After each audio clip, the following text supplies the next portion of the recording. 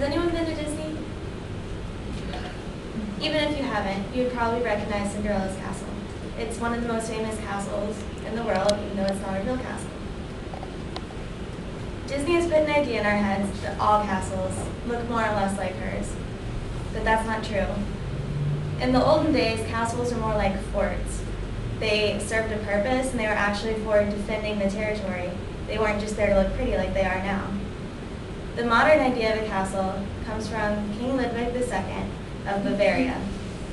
His 3 ornate castles spoke on who he was as a person, fascinated and captivated a crowd with their over-the-top design and decor, and eventually led to his demise as a ruler. To begin, I'd like to tell you a little bit about the man behind the magic. King Ludwig, when he took the throne, was favored over his brother, but that went downhill pretty quickly because he made some pretty crazy choices. For example, he was engaged to his second cousin, according to Francis Gerard in his book, The Romance of King Ludwig II. And out of the blue, after everything had been planned and it was ready, he called off the engagement. And Gerard suspects that he might have called it off, either just to show power or because he may have been in love with a musician named Richard Wagner.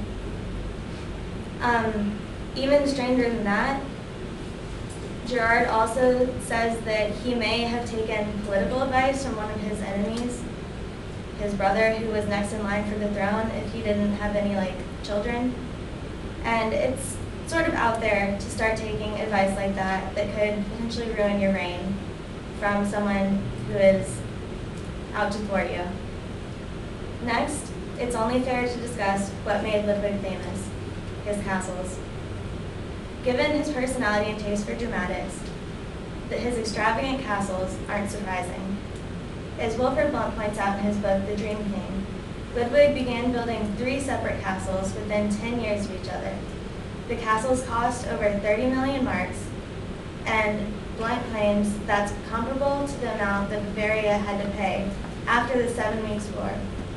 And the king himself, separate from the country, was 15 million marks in debt. But the castles are really pretty.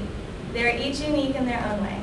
Neuschwanstein was the biggest, and it was never finished, and it still isn't to this day. When Ludwig died, 185 of 200 rooms weren't done. This is the castle that inspired Cinderella's castle. It constantly needs to be renovated, even today, just to stay open, because it's literally built on a mountaintop. The foundation needs to be fortified, and the siding of the castle is constantly redone. The second castle, Linderhof, was the only one ever finished before he died. It contained a grotto with electric lights, which were a novelty at the time because it was mid-1800s. And the grotto was so that Richard Wagner could perform private operas and concerts. And it was his main home. It's the only one that he actually had lived in for an extended period of time, and it was the smallest. The third castle was a replica of Versailles, and it was built in the middle of a lake on a man-made island. It has the Hall of Mirrors and everything. The Hall of Mirrors has over 70 chandeliers, and today there are ferries that run people back and forth between the mainland and the castle island. Even a king can't have everything he wants with no repercussions. Castles are not inexpensive, as we discussed, since they cost approximately 45 million marks. But that didn't stop Ludwig. He had plans for 2 more castles that were discovered after the time of his death, even though there was no money to build them.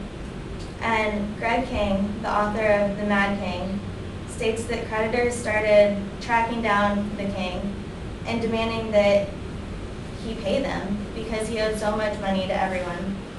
And he would try and take out more loans, but he would routinely turn them down, loans of over 6 million marks, just because he didn't like the terms of payment and didn't want to pay them back that soon. Obviously, the people in the country were getting kind of frustrated because first they have the war payments to make, and now they're paying for these castles that they're not gaining anything from. They're just there to look pretty for living. Unfortunately, since most men can't afford 3 castles, Ludwig was not an exception. He was no longer their beloved king after brash decisions of breaking off an engagement and building the fancy castles just for his pleasure, and running the economy into the ground. Unfortunately, he mysteriously drowned, leaving the country broke, and the castles were opened only 7 weeks after he died for visitation. His fairy tale castles did not come with a fairy tale ending.